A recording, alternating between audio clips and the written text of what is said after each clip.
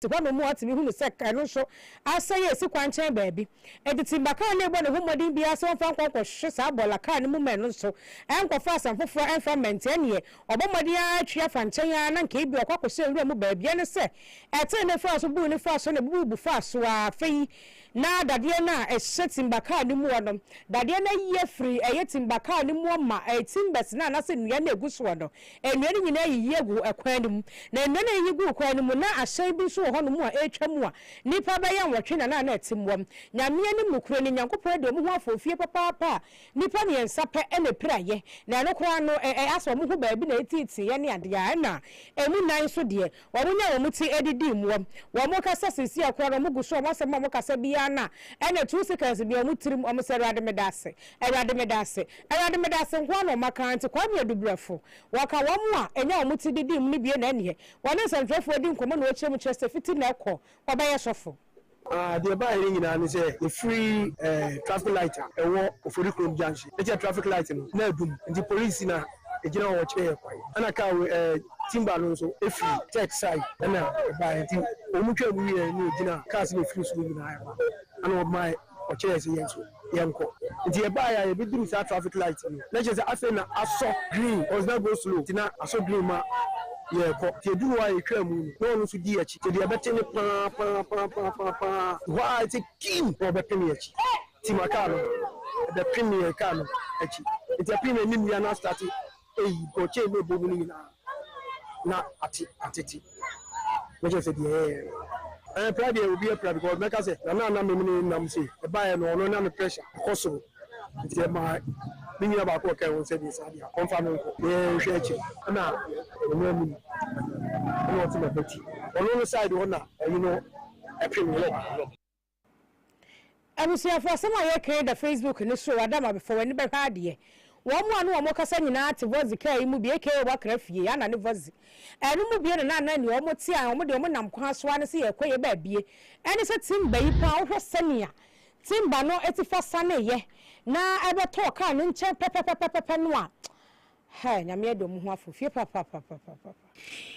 Abusia ya twaso na ye daso agina mu ewo eye ka enkwanhia nsem ye bimo na eno wopie mu ewo adwuma ko kokobenya no wa fifini mantem he ya eye enano edwode etwam ya arahosem afiri hoba no echemtwa se nipa miensa kana na ya chikura wa mu antumi anka bio matina nanu ensiado na amanebo no echemtwa se eye Toyota Pickup BB and registration number eye GE 1361-25 mecha 61-25 and after so a Toyota Vozi ya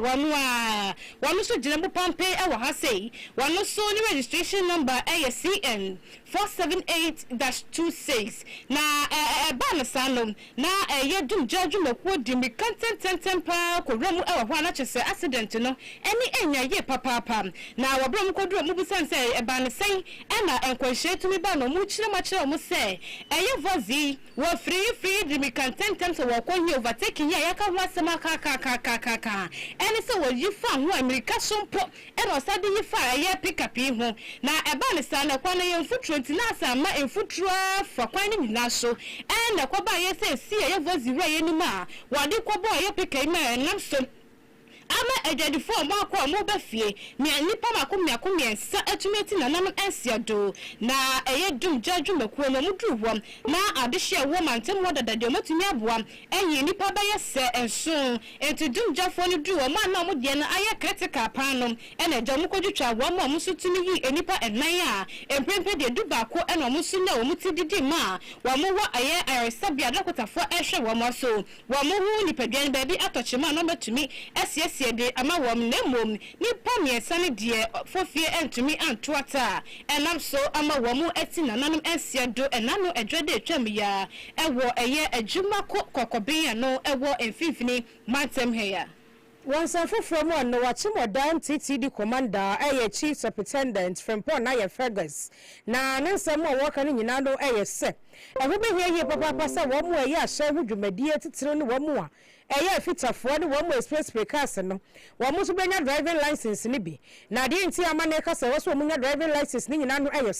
sɛ o driver ni de ne car akɔ fita mu a empempi no ano fitani na wayɛ car na wianu timi hu no sɛ otimi de car no ɛnante kromo kakra hwɛ sɛ adwuma na wɔyɛ no sɛ bibia ayɛ kama na sɛ ɛwɔ so yɛ adwuma wɔ ho anam na ne nyina no ɛyɛ kwan ɔmo fa so ɔmo so tisi akwan na kwantempa hodoɔ so a ayɛ ɔmo de bɔ test ne sɛ ne ntie ho hia paa ɛsɛ fitani bia na so obi a wɔyɛ ka ho adwuma bia no wɔno nso nya driving license ne bi bia woyɛ sprayer wo spray car also ɛsɛ sɛ wokɔgye driver's license wo spray car obi de ne car ba sɛ sprayer ɔde ma wo car ɔde car ne brɛ wo yia ɔkɔ wobɛtu de akɔhyɛ obi mu wobɛtu afiri ma bɛpaake sprayers mo nso mutu car wobɛtu bɛpaake baabi ɛyɛ yie sprayer wobɛtu car ɛnyɛ dɛn a sprayer nso bɛtu nti wo ne nkɔla no nyinaa sprayers mo nso mo nkɔgye driver's license because woyɛ sprayer na wokɔtu car na woni license na asɛm ba ho a ɛmra no bɛdi de pɛpɛɛpɛ me ne wo kase me wɔ case baako ha ɔyɛ sprayer obi de ne car brɛ nso nkɔtu ɔnkɔ spray ɛna wakɔtu ɛde akɔnya asɛm ɔde akɔbɔ nipa ɔse wɔ spray wei na ɔde kɔ akɔma nipa no nti mesrɛ mo Ghanafoɔ ɛne akemɔdafoɔ sprayer biara ɔne wo nkɔlaa no a ɔmadi 18 years and above no monkɔgye driver's license if sɛ woyɛ sprayer na wode car no kɔnya asɛm a yɛnka gye sɛ ɔyɛ sprayer nti yɛbɛgyaa wo ɛno nti deɛ meka no sɛ woyɛ fitani woyɛ sprayer woyɛ obi a woyɛ adwuma washing base a madwuma no nti ɛnyɛ dɛn a wobɛtu car no bɔbɔden sɛ wadi 18 years a wobɛkɔ akɔgye driver's license ɛyɛ adɔɔso accident ni ade ɛba police station ni na ɛfa ɛyɛ pitafoɔ ɛyɛ sprayers ɛyɛ washing base foɔ tìmɛka mɔmate wanyɛ na asɛm to a mɛnka sɛ unim maka because of madwuma no nti ɛsɛ sɛ mokɔgye license obiara because ɛnyɛ dan a wobɛtu car ono ɛno tiri no ɛna chief super fagus wɔde to aso kyerɛ mu kyerɛ sɛ woyɛ driver ni nso anaso ɔhyɛnkɛni na wode wo car ɛkɔ fita mu a bɔmmɔden sɛ nipa na wɔba bɛgyina wo car ho wɔde wobɛhwɛ ɛhunu sɛ saa asomasi anaso wɔ bɛntɛn no wɔno nso akura ɛyɛ driving license ne bia ka wo na biaa wobɛfrɛ fitani sɛ ɔmɛfa wo car ɛwɔ fie ɛnkɔyɛ ho adwuma no make sure sɛ fitani no ɔwɔ driver's license ɛsɛ sɛ wobɛki sure sɛ fitani na wɔba bɛfa wo car no afiri fie de akɔ shop akɔyɛma no ɔkura driving license ka wo dɛse no bebree ɔfrɛ fitani wowɔ hefa bra na bɛfa car ɛwɔ fie mekɔ adwuma bɛgya car no koraa hɔ kɔfa car no na fa kɔ shop na akɔyɛ ho adwuma ɛwɔ bra fitani ne ni license ɔde kɔnya problem biaa wo ankasa no ɛmra ne yɛbɛcharge for permitting unlicensed driver to drive ansana ɔno ankasa nso ɔkɔfa car enti woyɛ kawo na sɛ wopɛ sɛ obi bɛfa wo car ofie ɛde kɔ shop ɛkɔyɛ ho adwuma mesrɛ mo make sure sɛ fitani na ɔba bɛfa car no ɔwɔ driving license anaa wo moto ɛsi fie wopɛ sɛ moto repairer ɛbɛfa ɛkɔyɛ ho adwuma make sure sɛ ɔwɔ riding license anyɛ saa na ɔde kɔnya asɛm bi aba wo ankasa a woma no bɛfaeɛ no ɛmmara no ɛkyew LI 2180 regulation 42 LI 2180 regulation 42 ɛmma kwan saa onipa okasa ye wono na MTT the commander ewo achimoda chief super from Paul Ayefegus yeto so wakuyenim ewo ensefo from na ye de kase nu eramu ewo Ghana ye na hye bedefie na achame hina wo eye Alban Bagbin and Rada wo de some do bebre atudwa ni nkomodidie mu na wo ka kire eye ma hye bedefo nyina da so okoto sere wo mada ebi mu wo so mu sika kwa so mu kwa aban ni ndema ho do wa kwaso wo mu kanim de eswani ensese ye ka kire eno aka ho bi ma ne ka kire mu se wonim se bi hyehyɛ wo kanim abomode a se enimani ye bomo yatutu edi efrim ebiemu ena wo se tu wo mfo e ka kire wo mu se eye MPC ni bi wo so mu kwa baabi ade bia ade se post ni di wo manim ansa na baabi abokono wo matumi akọ wo sisa de we won si ano wo kwa yo nemom se obetumi afa post ni se wondi wani mfo nkọ baabi dia na waje eye permission every eye interior minister metre efisem so afọ ena afa so police mu rampemasi eduwo ansa na watumi enya sa akwanya no ede wo mo edi wanim. The office of the Speaker has received a communication from the Honourable Minister for the Interior relative on the use of police resources, particularly police escort services, and the installation and use of sirens on vehicles. The communication requests that the directive be brought to the attention of honorable members of parliament and the parliamentary service. Honorable members, according to the communication, Cabinet, in compliance with existing law, has requested, among other things, that no person shall install or use a siren on any official or private vehicle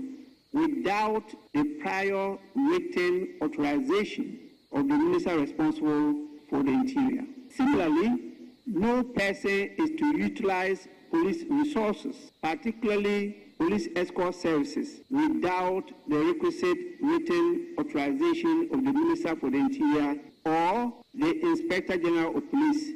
acting on behalf of the Minister. The communication further indicates that the Ghana Police Service has been directed to enforce the directive, including the removal and seizure of unauthorized siren, the discontinuance of unauthorized police escort services, and the institution of appropriate legal action where necessary. The indiscriminate installation and use of sirens undermines road safety, weakens public confidence in lawful authority, and diminishes the effectiveness of emergency and security services whose operations genuinely require priority access. Accordingly, I encourage all members to take note of the contents of the directive and to ensure that in the use of police resources, police escort services, and sirens, members act at all times in accordance with the Constitution, the laws of Ghana, and all lawful administrative requirements. I encourage honorable members who may require clarification regarding the application of the directive in particular circumstances to seek the appropriate guidance through the established institutional channels for compliance in accordance with law. Honorable members, the Office of the Speaker will continue to engage constructively with the Executive, the Ghana Police Service, and all relevant state institutions on matters affecting security operations, the privileges of members of Parliament, and the independence of Parliament, always with a view to strengthening our democratic institutions and advancing the public interest. Achami hini Ghana yesh mwashe bedefieno nene ana ereyate ora Alban Bagben. Yadiani tremo ewo adanseno ne mpatamo na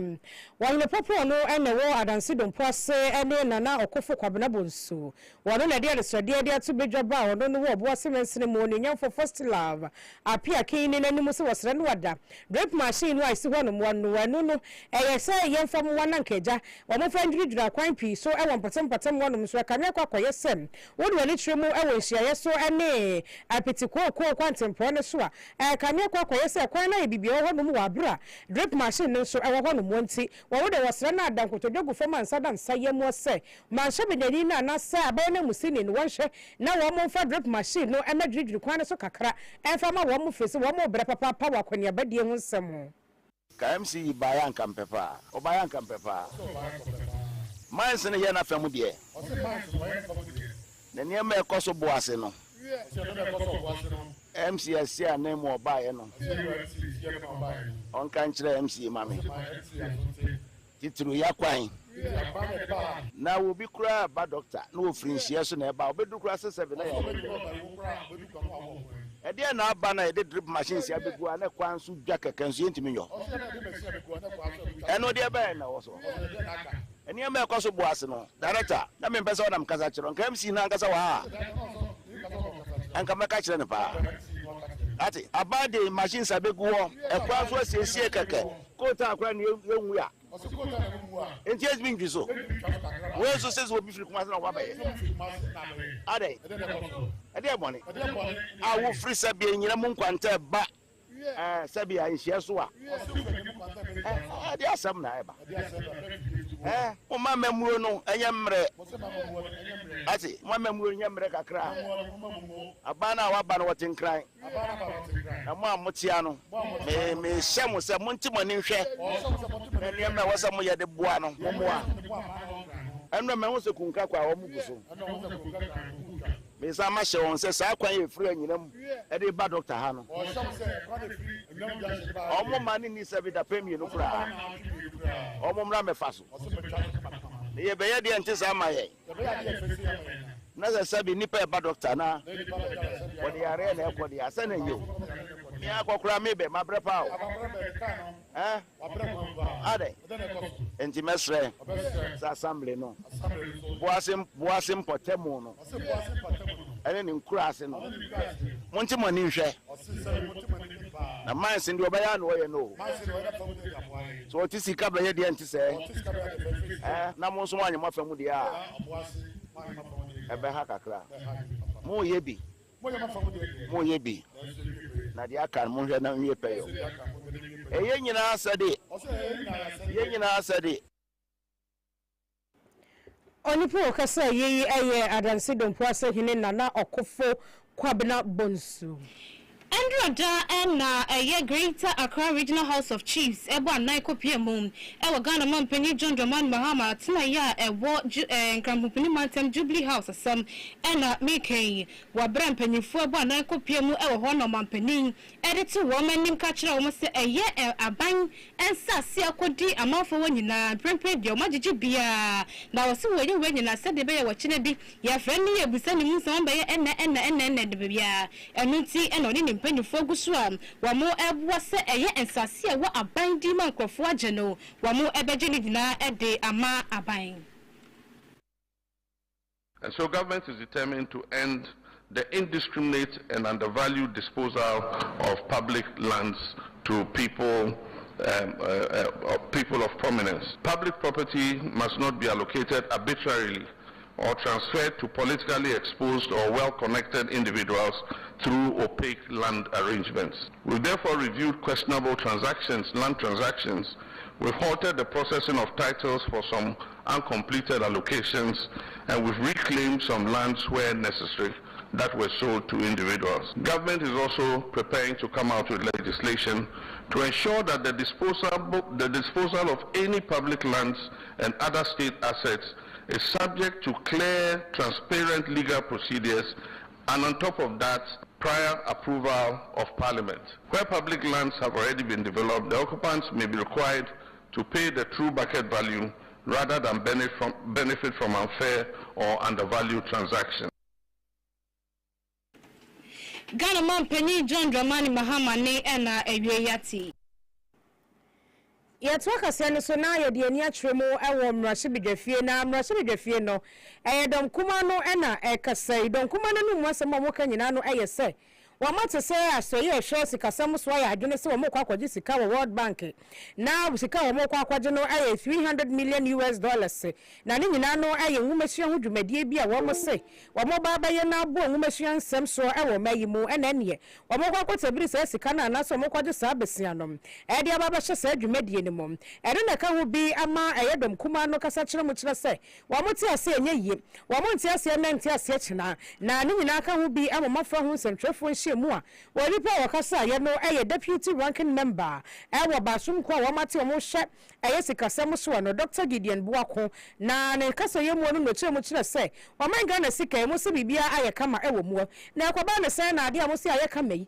Mo Asa Mushada, Mudia Munye, and Muya Sapa, Diana Kanaka, Yasem, a Canada, Yanimu, and Mumpasi, Betsia, and the African Mudabiana Dam, no, so the Sansa Motu, Jerry Yepe Enna, while 4 years being was with the New for Kojo Ponkroma. One also can say, be a chile much the same. My penina nasa by no fairly, one in terms of fairly sika katua way sika trapua way so. Oh, what did the World Bank dear? And as only cap press when done a year. We just exited the IMF program, and for less than a year, we have begun to see government resort to the debt market to finance critical investment in this country. Why is it happening so? It is happening so because the finance ministry and the managers of the finances of this country are doing virtually nothing, little to nothing, to ensure that we are able to raise the needed revenue to finance such critical investment in the country. And that is why we are resorting to borrow. Mr. Speaker, even a Ghanaian young lady or young man is listening to us today, and we are telling them that we do not prioritize education so that the revenues that we generate from this country are channeled into education, but rather we are going to borrow to finance secondary education. That is very, very sad and very bad. Mr. Speaker, all these are happening because if you look at the government fiscal data from last year to this year, there has been huge revenue underperformance on the part of government, and that is why we are seeing what we are seeing today. Even if you just look at the fiscal data for Q1 2026 alone, VAT, we were below 6.5% of our target.